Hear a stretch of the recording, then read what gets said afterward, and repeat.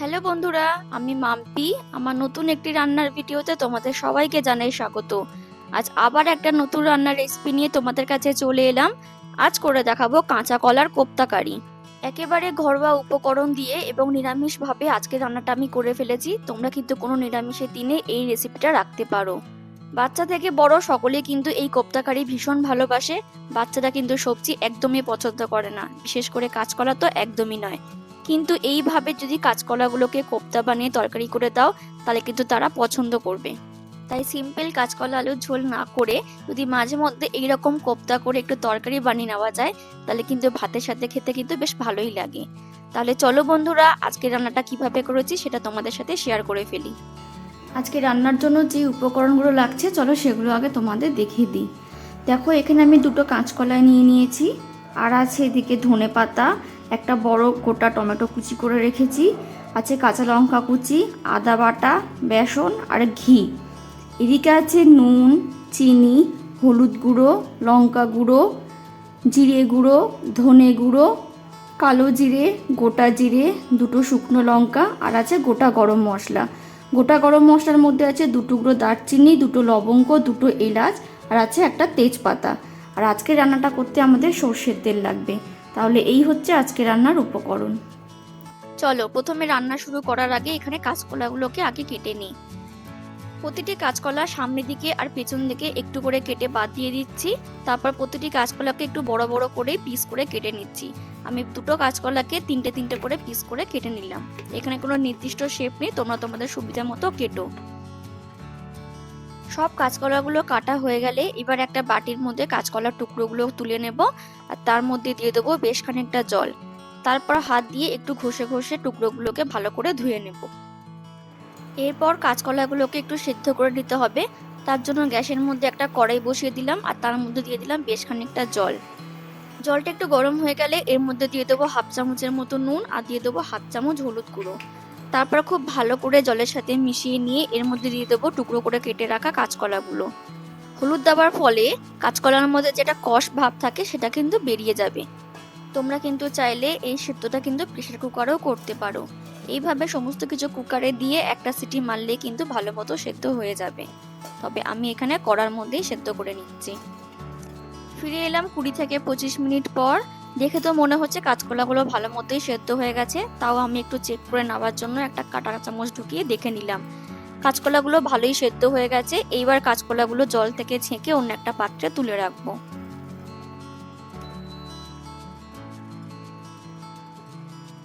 দেখো, আমি সমস্ত কাঁচকলাগুলো জল থেকে ছেঁকে তুলে নিয়েছি, কিন্তু এটা এখন প্রচন্ড গরম, তাই কিছুক্ষণ রেখে দেবো এভাবেই ঠান্ডা হওয়ার জন্য। ফিরে এলাম বেশ কিছুক্ষণ পর, কাঁচকলাগুলো একটু ঠান্ডা হয়ে গেছে। এবার কাঁচকলাগুলোর গা থেকে খোসাগুলোকে ছাড়িয়ে ছাড়িয়ে অন্য একটা পাত্রে রেখে দেব। এইভাবে একটা একটা করে সমস্ত কাঁচকলা থেকে খোসাগুলোকে ছাড়িয়ে নিতে হবে। কাঁচকলাটা ওপর দিক থেকে ঠান্ডা হলেও কিন্তু ভেতরটা কিন্তু এখনো গরম রয়েছে, তাই সাবধানে কিন্তু করবে। তারপর দেখো, আমি সমস্ত কাঁচকলাগুলো থেকে খোসাগুলো ছাড়িয়ে নিয়েছি। তবে এই খোসাগুলো কিন্তু ফেলে দিও না, এই খোসাগুলো বাটা খেতেও কিন্তু খুবই ভালো লাগে গরম ভাতের সাথে। আর যদি সেই রেসিপি দেখতে চাও, আমি এই ভিডিও শেষে লিংক দিয়ে রাখবো, তোমাদের কাছে দেখার অনুরোধ রাখলাম। তারপর দেখো, কাঁচকলার ভেতরটা যেহেতু এখন অল্প অল্প গরম রয়েছে, তাই একটা আমি চামচের সাহায্যে এইভাবে কাঁচকলাগুলোকে একটু ছোট ছোট করে টুকরো করে নিচ্ছি। চামচ দিয়ে ছোট ছোট টুকরো করে নেওয়ার পর যখন গরম ভাবটা বেরিয়ে যাবে, তারপর হাত দিয়ে ভালো করে এটাকে একটু স্ম্যাশ করে নেব। এরপর ভালো করে স্ম্যাশ করা হয়ে গেলে কি কি উপকরণ এখানে দিয়ে দিতে হবে, চলো সেগুলো তোমাদের দেখিয়ে দিই। প্রথমে দিয়ে দেবো স্বাদ মতো নুন, তারপর দেবো 1/2 চামচের মতো হলুদ গুঁড়ো, 1/2 চামচ কালো জিরে, সামান্য একটুখানি চিনি, আর কাঁচা লঙ্কা কুচি। কাঁচা লঙ্কাটা অবশ্যই নিজেদের প্রয়োজন অনুযায়ী দেবেন। আর দেবো সামান্য একটুখানি আদা বাটা। আর একটু আদা বাটা রেখে দেবো, এটা পরে রান্নার কাজে লাগবে। আর তার সাথে দিয়ে দেবো 2 চামচের মতো বেসন। সমস্ত কিছু দেওয়া হয়ে গেলে এবার কিন্তু ভালো করে হাত দিয়ে এটাকে চটকে একটু মাখিয়ে নিতে হবে। যেহেতু এটার মধ্যে বেসন দেওয়া আছে, তাই দেখবে কিছুক্ষণ মাখলেই খুব ভালোভাবে জিনিসটা টাইট হয়ে গেছে। খুব ভালো করে মাখা হয়ে গেলে এবার আমরা এটা থেকে কোপ্তাগুলো তৈরি করে নেব। তার জন্য এবার আমরা এই মাখা থেকে একটু একটু করে গোল করে নেব হাতের সাহায্যে। এক হাত দিয়ে বা দু হাত দিয়ে যেটা তোমাদের সুবিধা সেইভাবে এটাকে গোল শেপ করে দিতে হবে। তবে এটা যে গোলই করতে হবে এমন কোনো কথা নেই, তোমরা চ্যাপ্টা চ্যাপ্টাও করতে পারো, তবে আমি এখানে গোল গোল শেপ দিয়ে দিলাম। ঠিক একই রকম ভাবে আবার অল্প একটুখানি নিয়ে আবার একটা কোপ্তা তৈরি করে নেব। তাহলে তোমরা বুঝতেই পারলে কোপ্তা বানানোর কতটাই সোজা। তোমরা তোমাদের পছন্দ মতো শেপ দিয়ে কোপ্তাগুলোকে এবার বানিয়ে নেবে। চলো তাহলে আমি বাকি কোপ্তাগুলো বানিয়ে আবার ফিরে আসছি। আবার ফিরে এলাম, দেখো আমার এখানে সমস্ত কোপ্তাগুলো তৈরি হয়ে গেছে। আমি দুখানা কাঁচকলা নিয়েছিলাম, যেটা তোমরা দেখেছো, সেখান থেকে 9খানা কোপ্তা তৈরি হয়েছে। তোমরা আকারে কিন্তু ছোট করতে পারো বা বড় করতে পারো। এবার আমরা কোপ্তাগুলোকে ফ্রাই করে নেব। তার জন্য গ্যাসের মধ্যে বসিয়ে দেবো একটা কড়াই। তারপর কড়াইটা ভালো করে গরম হয়ে গেলে এখানে দিয়ে দেবো সর্ষের তেল।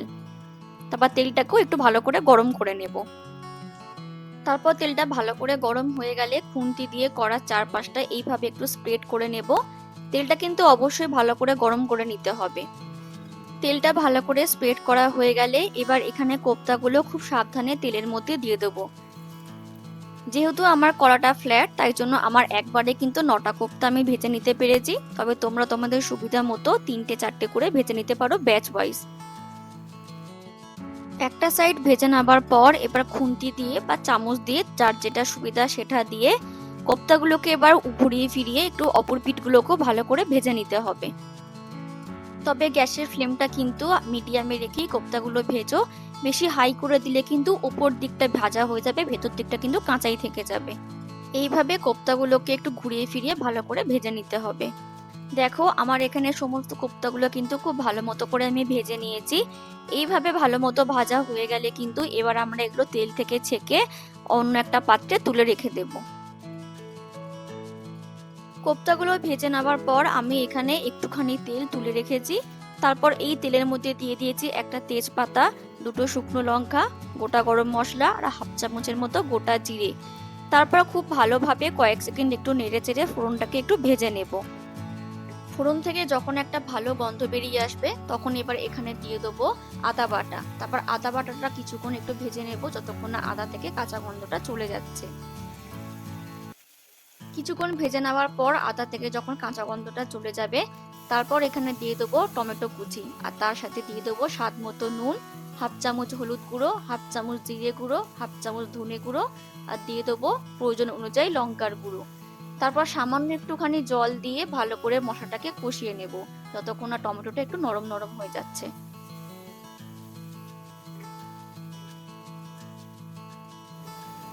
কিছুক্ষণ ভালো করে মশলাটা কষিয়ে নেওয়ার পর যখন টমেটোটা একটু নরম হয়ে যাবে তখন খুন্তি দিয়ে এইভাবে টমেটোগুলোকে একটু ঘেঁটে দেবে। তারপর ভালো করে একটু নাড়িয়ে চাড়িয়ে নিয়ে এবার এখানে আমরা জল অ্যাড করে দেবো। আমি এখানে গরম জল দিয়ে দিয়েছি, তোমরা তোমাদের প্রয়োজন অনুযায়ী জলটা এখানে ব্যবহার করো। জলটা দিয়ে এবার ভালো করে মশলার সাথে একটু মিশিয়ে নিয়ে হাই ফ্লেমে ঢাকা দিয়ে 5-7 মিনিট একটু ঝোলটাকে ফুটিয়ে নেব। ফিরে এলাম 5 থেকে 6 মিনিট পর। তারপর দেখো তোমাদের হয়তো ঝোলটা এখানে বেশি বলে মনে হচ্ছে, কিন্তু কোপ্তা দিলে ঝোলটা কিন্তু পুরোটাই টেনে নেবে। তারপর এখানে একটু নুনটাকে চেক করে নিতে হবে, যদি নুনের পরিমাণ কম লাগে নুনটা এখানে অ্যাড করে দিতে পারো।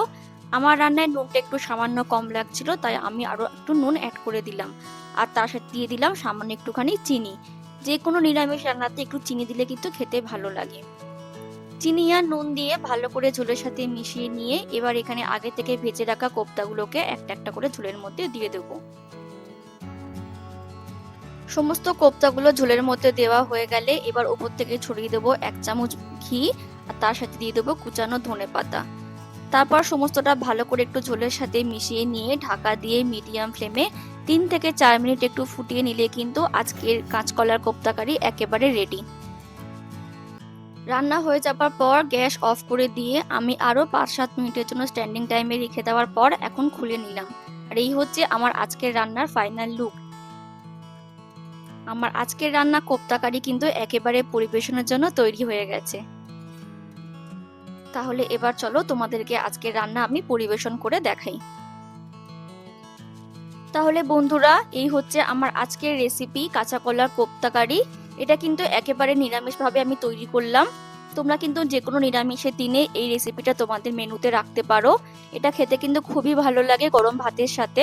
এছাড়াও তোমরা কিন্তু রুটি লুচি পরোটার সাথেও খেতে পারো। তাহলে বন্ধুরা, আমার আজকের রান্নার রেসিপি তোমাদের কেমন লাগলো প্লিজ কমেন্ট করে জানিও। ভালো লাগলে একটা লাইক করে দিও আর আমার চ্যানেলটাকে সাবস্ক্রাইব করে দিয়ে আমার পাশে থেকো। দেখা হবে পরের অন্য কোনো একটা রান্নার ভিডিওতে। ততক্ষণের জন্য ভালো থেকো, সুস্থ থেকো এবং অবশ্যই সাবধানে থেকো। টাটা।